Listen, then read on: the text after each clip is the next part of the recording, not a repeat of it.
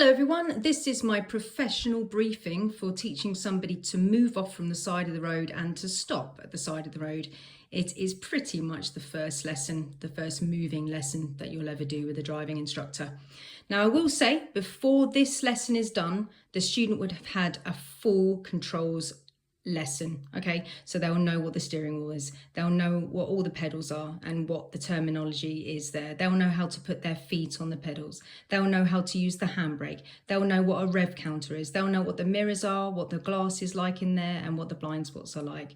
They'll know how to put the chair and the head restraint and everything. Okay, so everything about the controls would have been done before they do this. So a lot of the things that I'm going to be saying would definitely make sense to the student because I've already taught them in a controls lesson. However, I am going to deliver this to you in exactly the same way as I've been teaching it for nearly 21 years. Okay, so it totally works and it is really good. If you're teaching somebody to drive, fair play, use this information, hope it helps. If you're teaching a loved one or a colleague or a friend or whatever, family member, blah, blah, blah, blah. Okay, so, and if it's for you, then welcome. Okay, so what we're going to be doing for a moving off and stopping lesson is learning systems so you can become independent. The idea of having driving lessons is to become independent. Your driving instructor, if he's following all the same rules as he did when he learned how to be a driving instructor, he will teach you full talk through. He tells you everything. Then he switches to prompted. Then he switches to independent, and it just goes in that circle over and over and over until you're independent and you fly from the nest. Okay, so you need to learn systems so you can become independent and just do it all by yourself. The main systems are here. So you're going to be learning prepare, observe, move, which is delivered as POM, P-O-M. Normal driving position is just a meter away from either the curb or the parked car. System 2 is mirror signal maneuver, MSM, very, very, very popular and very famous mirror signal maneuver, the safest way to drive. So check your mirrors to see if you're safe, signal to tell people what's going on, and then maneuver to your destination, whatever it is. Safe, convenient and legal position to pull up on the left. I've made a whole video about this, so I don't need to speak about this too much, but not in front of a driveway, not on double yellow lines, not any single yellow lines, not zigzag lines, not opposite of a parked car, blah, blah, blah, blah, blah, right? Anyway, so prepare is two things, all right? So you're going to go, with your right foot on the gas pedal, you are going to set the gas, okay? Setting the gas on a flat at 1,500 revs, or 2,000 revs if you're on a hill, all right? So set the gas. Then you're gonna go clutch down with the left foot and prepare in first gear. So you're gonna use the palming technique, you're gonna push the gear stick into first, and then you're going to come up to the biting point. All of this, the student will know about what I'm talking about because I would have already told them in a controls lesson. So set the gas at 1,500 revs if we're on a flat. Clutch down, first gear, find the biting point. Here, the student is going to learn how to understand what the biting point is. The front of the car may lift up because the handbrake is on the back two tyres, so the front of the car lifts up. The engine noise changes. The engine feels different. The car feels different, okay? It is vitally important at this stage that we're not moving, that we're not creaking or shaking so much that it's that we're losing control. The biting point needs to be a delicate bite. Sometimes I call it a baby bite. Just a very nice, gentle biting point. Okay, it's about halfway up on the pedal, but they would have known about this already. About halfway up on the pedal, keep your feet still.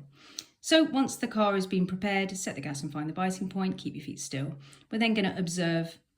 The student here is going to be taught a 6-point check. You're going to check the left blind spot that they would have known about, the left mirror.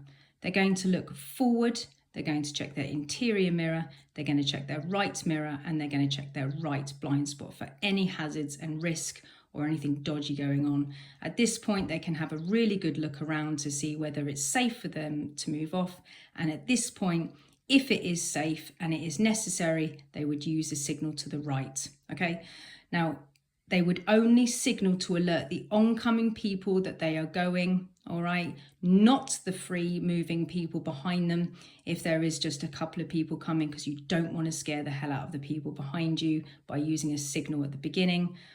I've made a video on that. It's in depth, maybe go and find that. But the only time that you would use the signal to the right is if you're trying to get into an already stacked traffic jam and you're asking to get into it. Otherwise, you must not signal to the right when free-flowing cars are coming up from behind you, because they'll just panic and stop.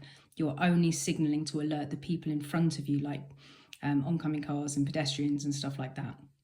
All right, so that's the observe. If you have decided to use a signal or need one, you'd put the signal on now, which would be POSM, possum, and then you would release the handbrake for move. At this point, you keep your feet completely still. You do not move your feet. If you find that the car is not moving enough or not moving at all because you've got a biting point which is perfect for your conditions, you can clutch up a tiny bit, about £half a pound coin, and then you can use that biting point, which will make the car trickle forward beautifully, and you can stay on that biting point for 2 car lengths as you go forward. If when you release the handbrake you're already moving slightly, you can just keep your foot still on that biting point, travel for 2 car lengths, and take a normal driving position. When you have travelled 2 car lengths, you need to come off the clutch, okay? The clutch is very expensive. It's going to break one day. Just like you buy a light bulb in the house, you're going to expect it to break one day. We need to be very careful and look after our clutch. So when we're not needing it anymore, we need to come off the clutch gently, and then we just need to put our foot on the resting pad in the car or somewhere before the clutch, never underneath the clutch. That could be dangerous. Just leave your foot somewhere else. And then as you're driving, you are only using the accelerator. All right.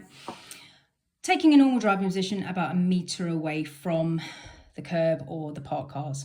Looking really far ahead is a very good idea because you have an overall understanding of what your normal driving position is. If you look at the floor or you look at the hazards, you're going to have an incorrect position. Look ahead, look really far ahead, all right?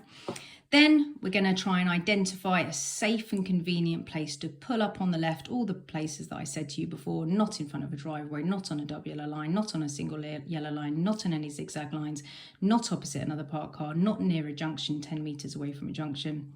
All right, and then we're going to use mirror signal manoeuvre to pull up on the left. All right, so to pull up on the left, you would check your interior mirror to check the distance and speed from the person behind you. Then you would check your left mirror to see if there's any bikes or undertaking vehicles at this stage or any danger on the left-hand side.